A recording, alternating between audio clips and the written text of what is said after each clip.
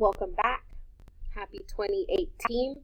Our first lesson of the new year will be 6A.1. We're going to be looking at key features of a quadratic graph.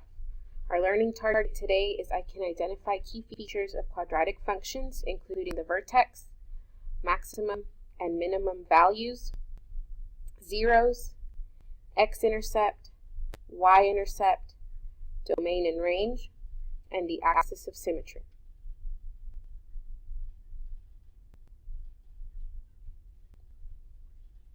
So example 1 says, you entered your pet frog in a jumping contest. He won first place for both the longest distance traveled in one jump as well as the height of his jump from the ground. The path of his jump can be modeled by the quadratic equation h of x equals negative 1/4 x squared plus 4x, where x is the height from the ground in feet after x seconds. So the first thing we're going to do is graph the quadratic function in the calculator. So this is not linear, so this is a new type of graph that we're going to be looking at. It's called a quadratic. So we're going to go down to our graph, and we're just going to enter whatever's after the equal sign. So negative 1 over 4x squared. The squared is right next to the 4 button. So negative 1 over 4x squared plus 4x, and graph it. Now when you graph it, it looks like a straight line, but what you need to do is you need to zoom out. So after you've graphed it, you go to menu, you're going to go down to window zoom, and we want to zoom out. 4. Hit enter again. Now you can see that it looks different. It's not like a regular graph that we've seen before. So I'm going to zoom out again. And now I can see that this is not a straight line. So once we've graphed it, we're going to determine the points by opening a table. So we want to know what points are on this line. So to do that, we do Control and the letter T for table. And it gives us all of the values. So if I look at my graph, I'm looking at quadrant 1. So I'm not going to look at any negative numbers. So I don't need to worry about going to negatives, but I'm going to look at 0. So I'm going to create a table using this on my paper. So I have x and y. So 0, 0. When x is 1, y is 3.75. When x is 2, y is 7. When x is 3, y is 9.75.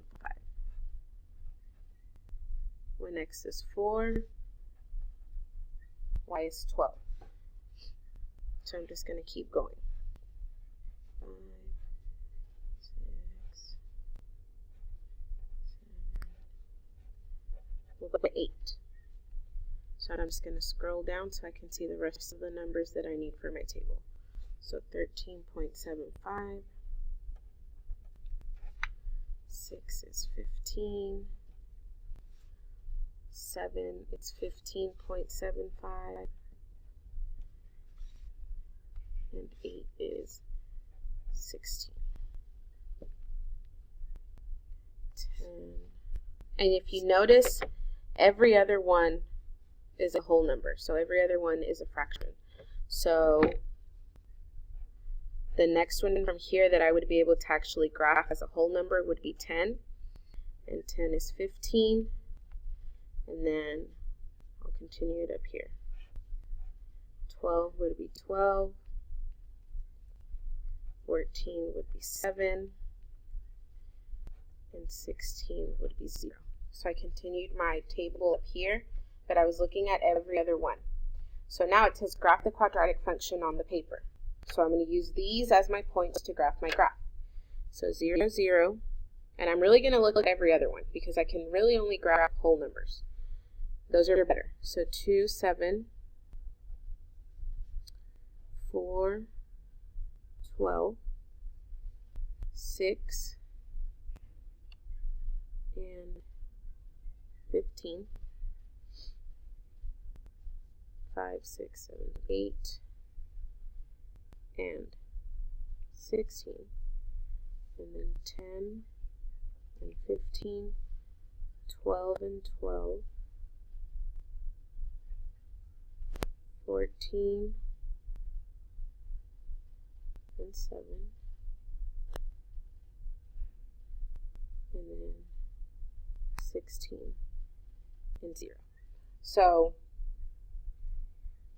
these points came from this table, and the table came from the calculator.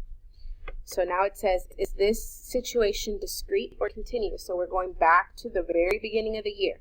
So remember, discrete or continuous. Well, if you think about the frog, if the frog jumps and then lands, then it is going to be a continuous situation,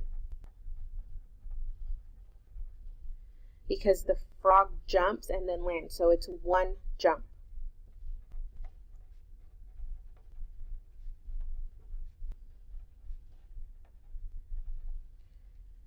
Should we connect these points with the line? Yes, because a continuous graph has no gaps between the points. So I'm going to connect these points to create my line.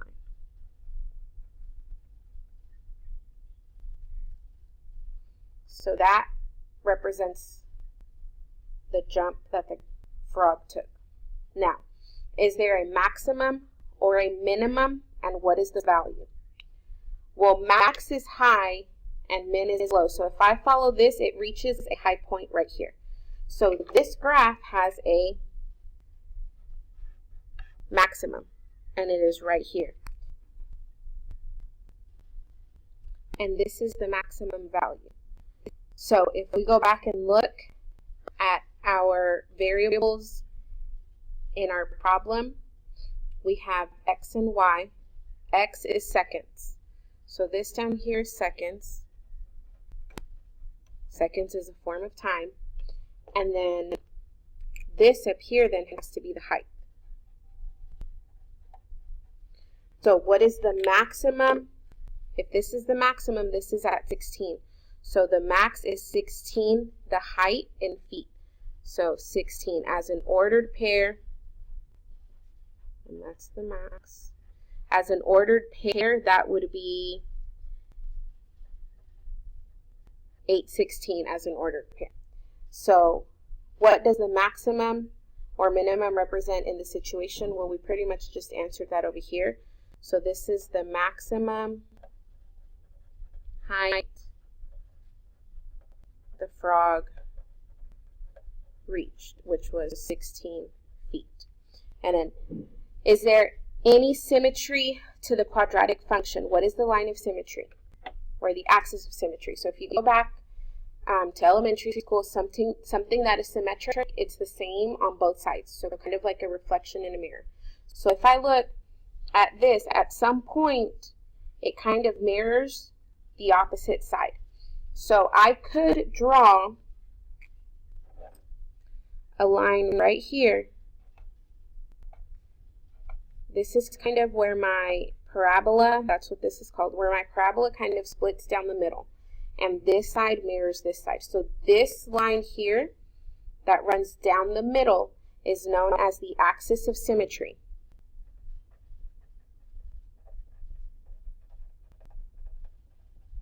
It's the line that splits it down the middle and makes it even on both sides. So is there any symmetry to the quadratic function? Yes. What is the line of symmetry? Well, this is a vertical line. So if you go back and remember V, U, X, the HOY, V, U, X, so X is going to equal a number. So my equation is going to be X equals, this number right here is 5, 6, 7, 8. So the axis of symmetry is X equals 8. What is the X-intercept? What does the X-intercept represent in this situation? So what is the X-intercept and what does that represent in the situation? So we actually have two X-intercepts in this particular graph, and they are right here and right here. So we have two X-intercepts. They are 0, 0, and 16, 0. So 0, 0, and 16, 0. Well, what do they represent? Well, this is when the frog is on the ground, or at a height of 0, because the height is 0 here, so he's on the ground. So these x-intercepts represent when the frog is on the ground before he jumps, and then when he's back on the ground after he lands. So what is the y-intercept, and what does the y-intercept represent in this situation? So this here is also the y-intercept. So this 1 point serves as one of the x-intercepts, but it also represents the y-intercept. So the y-intercept is also 0, 0. And what does it represent? It represents the frog on the ground before it jumps. And that has a height of 0 and a time of 0. Next question. What is the reasonable domain for this situation? Are there any values that would be unreasonable to include? So remember, domain is my x value. So the x-axis goes left and right. So if I look at this graph here and I'm going sideways, I go here and then I stop here. So what is the reasonable domain for this situation? Well, anything to the left of this is going to be negative. And if this is seconds, I can't have a negative number of seconds. So I know that it has to be at 0. And then if you remember the way we list domain and range, if I'm looking at the domain, it's x. My inequalities are always less than. I know I'm at 0. And the biggest x value that I go to is 16. Are there any values that would be unreasonable to include? Negative domain values would be unreasonable to include, along with any x values that are greater than 16, because at 16 seconds the frog is already back down on the ground. So anything, so it includes these two values. So anything before 0, because that would be negative, and then if anything after 16, because the frog's already on the ground at 16. So we would only be using everything from 0 to 16. So what is the reasonable range for this situation? So my range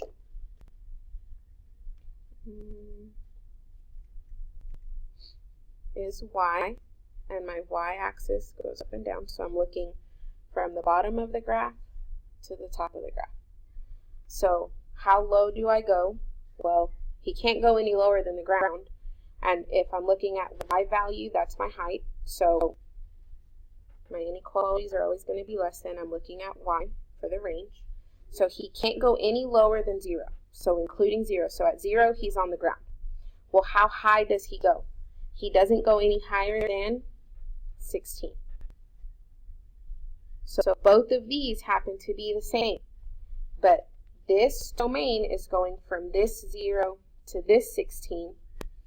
And the range is going from 0 down here all the way to 16 up here. So remember, domain is this way and range is this way from bottom to top. So are there any values that would be unreasonable to include? Again, any negative range values, because 0 is the ground. The frog, I guess technically could go into the ground, but if he's jumping, he's going to jump from the ground up to the air and back down.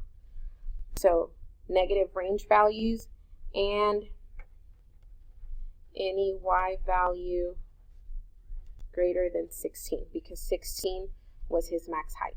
So it doesn't really matter anything above 16 because that's as high as the frog goes.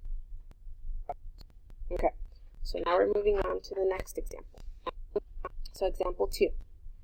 An acorn drops from a tree branch 20 feet above the ground. The function h of t equals negative 5 over 4t squared plus 20 gives the height h of the acorn in feet after t seconds. So we're going to graph it just like we did the first one, but I'm going to go ahead and label my x and y axis before we start. So seconds is down here.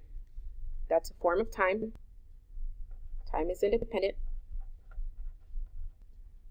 My other variable is height.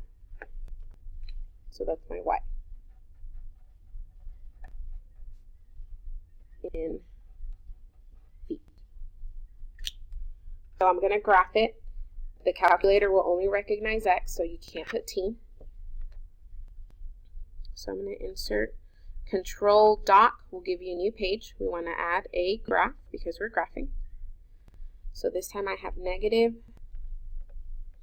5 over 4 x squared plus 20. Okay. I can't really see what I'm looking for. So I'm going to do menu, 4 for zoom, and then 4 again for zoom out. Still can't really see anything. There we go. Okay, so we kind of see what it looks like. We're not too concerned with the graph because we're going to graph it based off the points from the table. So, but you can see that this one was a little different. So the other one started here from the last example and kind of went this way. Well, this one's kind of shifted a little bit because this time it says that our acorn is starting 20 feet above the ground. In the last example, our graph started here because the frog was on the ground and then jumped up. Well, in this example, it's not the same. We're already starting above the ground, so we're not going to be starting here. If you notice, we're looking only right here at this, at the first quadrant. So I'm going to insert my table. So Control T for table. And I'm going to graph it using the same process that I graphed number 1 with. So I'm going to go to 0 because I always want to know what my y-intercept is. So this one's the same. Every other one is a whole number. So I'm just going to skip. Instead of writing down 1 and 3 because those are whole numbers, I'm going to do the even ones. So 0, 2, 4, 6, 8, so on and so forth. So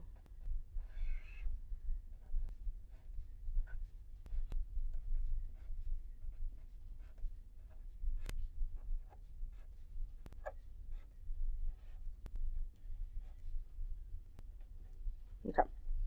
So hopefully that'll be enough. So 0 is 20, 2 is 15, 4 is 0. Oh, then I start getting negative. So I'm actually going to stop there because my y value is the height, and we said we can't have a negative height. So really for this graph, I don't need as many points as I needed for the first one. So I'm going to stop there. And I'm going to go ahead and graph what I already have. So 0, 20 on the y-axis, so that's my y-intercept. And then 2, 15.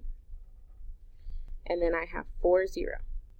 So this one doesn't have quite as many points as the other one does, but based off the graph in our calculator, we know that it's not a straight line.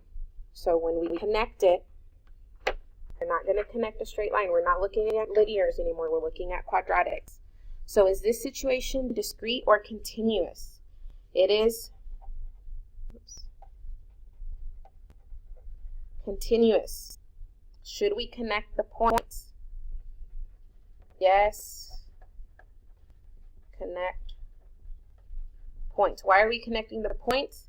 Because the acorn is falling nonstop. So if it's on the tree and then it falls, it's not going to suspend in the air and then keep dropping. It's going to fall all the way down until it hits the ground. Once it hits the ground, it stops moving. So, yes, connect points because the acorn falls nonstop, kind of like the frog. The frog jumped nonstop until it hit the ground again. So we're going to connect our points as so. So kind of try to curve in there. Okay. So is there a maximum or a minimum? So again, this one doesn't look exactly like our other one does, but it has a high point here. So this right here means it is a maximum. And what is the value? 20. As an ordered pair, it is 0, 20. So what does the maximum represent in the situation? So it is the starting height of the acorn in the tree. So the tree is starting at 20 feet in the air because it's in the tree. So is there an axis of symmetry to the quadratic function, and what is the line of symmetry? So this graph is a little different. Again, if I go back to the previous one, we could see kind of where that middle line went, where we could fold the graph in half. But if we look at what we have on our paper here, we can't see that because we don't see both sides of the graph. Now, just because we don't see both sides of the graph doesn't mean that there's no axis of symmetry. So this maximum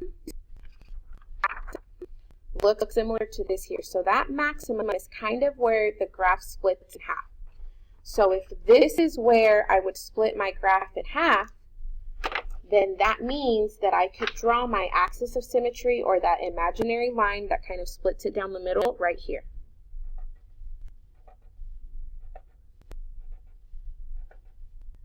Again, just because we can't see the other half of the graph here doesn't mean it's not there. If I go back and look at my graph on the calculator, the other half is there. We just didn't graph it on our paper. So this is where my parabola would split in half. This is my axis of symmetry. And again, this is a vertical line. So that means I have x equals a number. Well, what is the value of x here?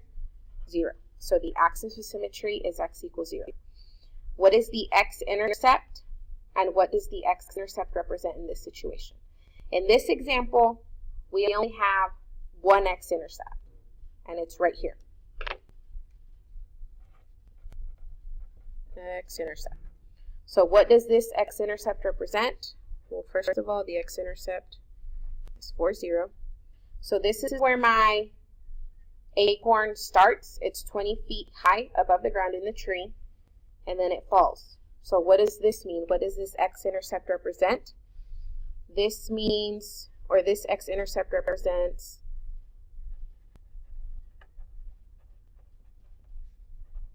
the acorn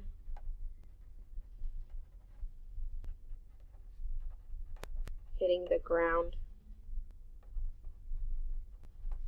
after it falls. So again, it starts up here in the tree, and then it falls and it hits the ground. And that takes 4 seconds. Because this is my seconds, and at 4 seconds it's at 0 height. So if it's at 0 height, it's on the ground. So what does the y-intercept represent? Well, my y-intercept is up here. The y-intercept is 0, 20. Well, 0 is my seconds and 20 is my height. So what does that mean if my height is 20 but my time is 0? So that means the acorn is starting 20 feet above the ground before it falls. So before it falls, it's 20 feet up in the ground in the tree.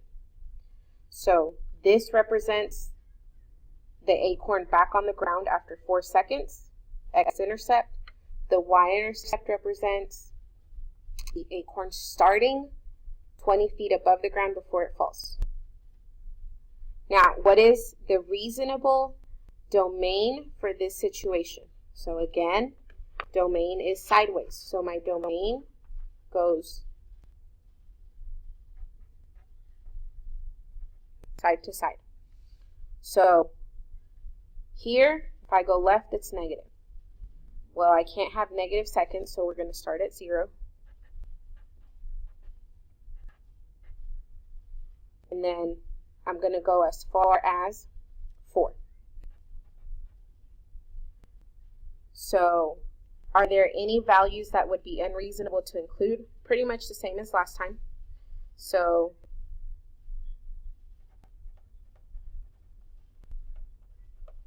unreasonable would be any negative x values or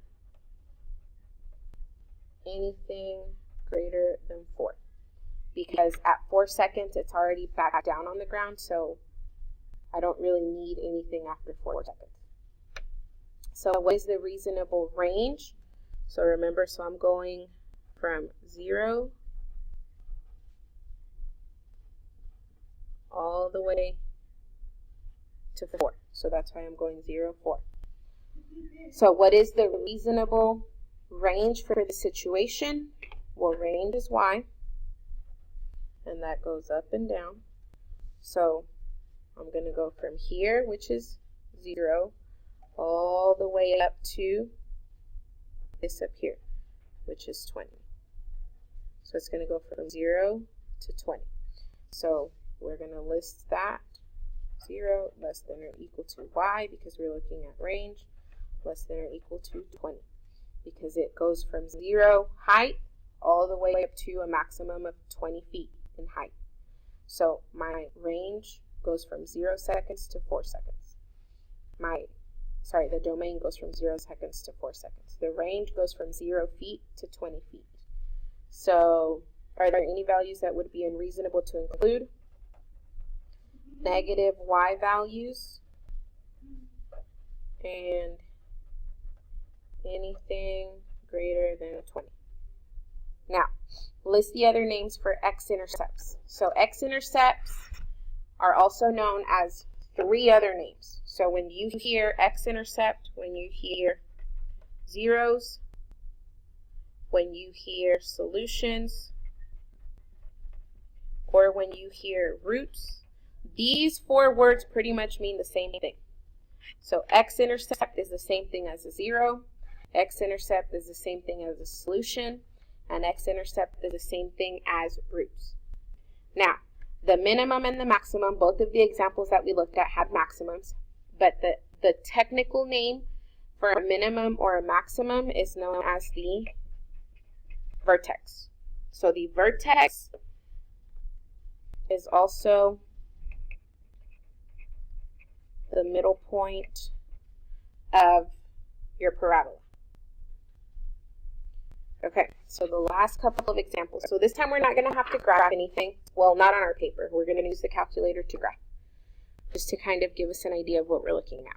So graph the function in your calculator. Remember, Control Doc will give you a new page. We're going to add a graph. So this time my graph is negative 3x squared minus 6x plus 4. Okay, so I already graphed it. Find the key features. Vertex. Well, the vertex in this particular graph we can't really see. So I'm going to zoom out so I can see everything. Okay. Now, menu,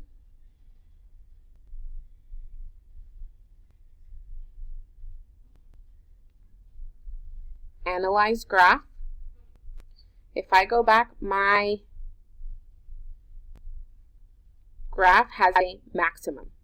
So if I hit 3, lower bound, make it to the left of where that vertex would be. So the vertex is here, but we want the calculator to tell us exactly what it is. So lower bound, just make this dotted line to the left, and then upper bound, put it to the right. You can see the point.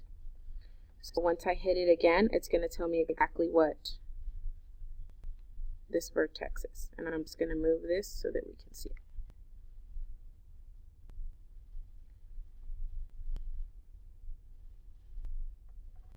it. Okay, so this point here is my vertex. So my vertex is at -1, 7. Is it a max or a min? Circle 1. Well, if I follow it up, that's the highest point, so that is my maximum. And it's the same point as the vertex. Now, the axis of symmetry. So the axis of symmetry is going to go through that point. The axis of symmetry goes through the vertex. So the axis of symmetry ends up being a vertical line. Remember, the line looks like this. So if this is my parabola and this is my vertex, it's at -1, 7. My axis of symmetry is going to look like this, right? My graph isn't very pretty, but you get the picture. So if I have it look like this is a vertical line, so that means x equals a number. What is the x value in the ordered pair? -1. So the x value in the vertex is going to be what you use to write the equation of your axis of symmetry. So let me move this out of the way too. It kind of bunches up in here. So now the next thing we're going to look at are the zeros. Now the way we do that, we're going to use the calculator. So we go to menu. We're going to go down to Analyze Graph. First thing you see right here, 0. Now in this case there's 2. So lower bound, remember 0 is the same thing as X-Intercept, and I have 2 X-Intercepts. So I'm just going to put it on the left.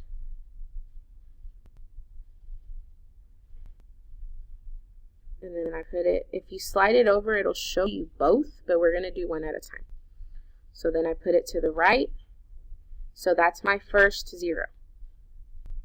So let me move this over so we can make sure we write the right number. So my first 0 is -2.53, 0. And I'm going to have a second one, so I'm going to do the same thing. So menu, Analyze Graph. I want the 0. So now I need to find this one over here on the side. So I'm going to go to the left of where that point would be. Then I'm going to go to the right of where that point would be. And there's my second 0. So my second ordered pair is 0.528, 0. Okay, now we're moving on to the Y-intercept. I am going to insert a table to find the Y-intercept. So Control T. And all I need to do is find where x equals 0. Because in a Y-intercept, x is always 0. So my Y-intercept is 0, 4. Now the domain is the x value, right? So the domain, again, goes from left to right. Well, if I look at my graph here, this parabola has arrows here, so it's going to continue to go this way. Just because we don't see it, if I keep zooming out, you're going to see it. So the domain is actually going to be all real numbers. All real numbers. Because this parabola is going to continue to go this way.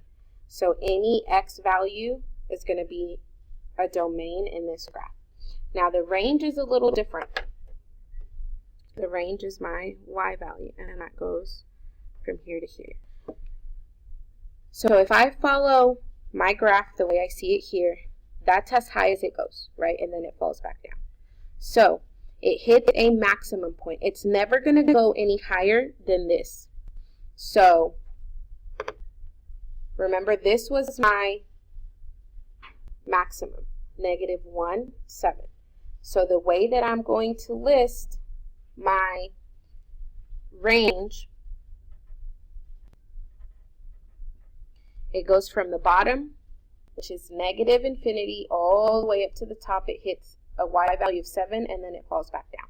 So it goes from -infinity all the way to +7. Okay, so last one. So same process, different numbers. So we're going to graph it first. on our calculator, Control Doc, add a graph. This time I have x squared plus 2x plus 3. So this one looks different than all the other three that we've done, because this is the first one that is opening up. All of the other ones have been opening down, so they've been kind of a reflection of this. So remember, first we need to find our vertex. So menu, analyze graph.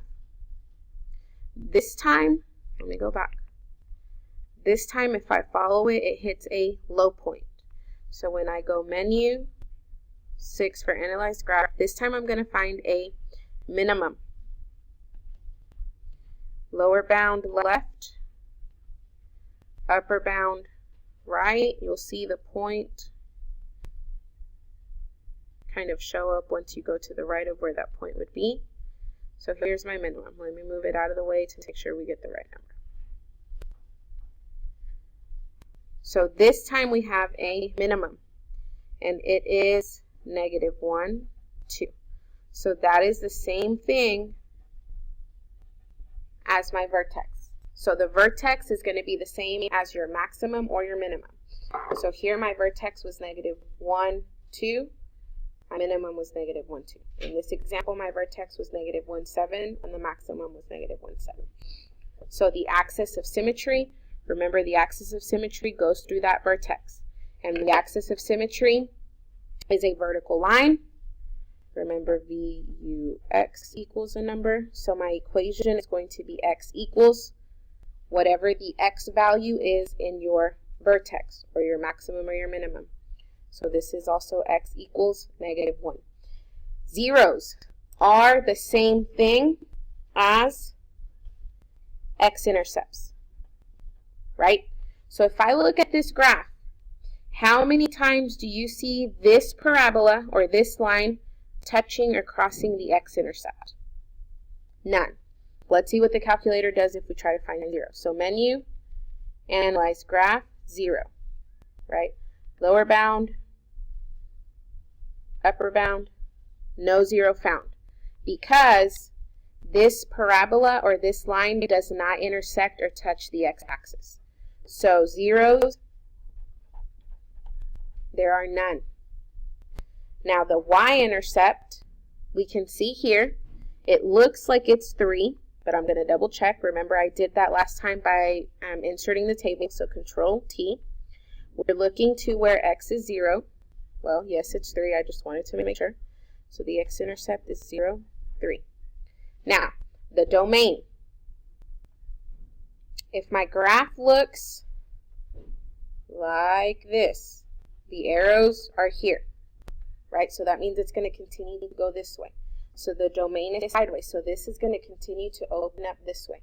So the domain of this and pretty much every quadratic graph is always going to be all reals. All real numbers. You may see it like this. I don't know that it will be showed like this, but it might be. It goes all the way from -infinity to +infinity. But most likely you'll see it like this. All real numbers. Because it's always going to continue to go sideways. It's going to keep getting bigger and bigger. If I keep zooming out, we're always going to see it going this way. Now, the range is the y. So remember, it's minimum. So I eventually hit a low point. So I go from here to here. Well, that low point is also found in my vertex. And the y value of my vertex is 2. So I go from up here all the way down here. This value of y is 2, and then I go back up. So it goes from, and this is my low point. Remember, we go from bottom to top. So if this is -1, 2, this is my y value. I go from 2 up. So 2 less than or equal to y less than or equal to +infinity, because it's going to continue to go up. Or you may see it like this. Y is greater than or equal to 2. because it's 2 and every value above that. So those are all of the key features of a quadratic graph.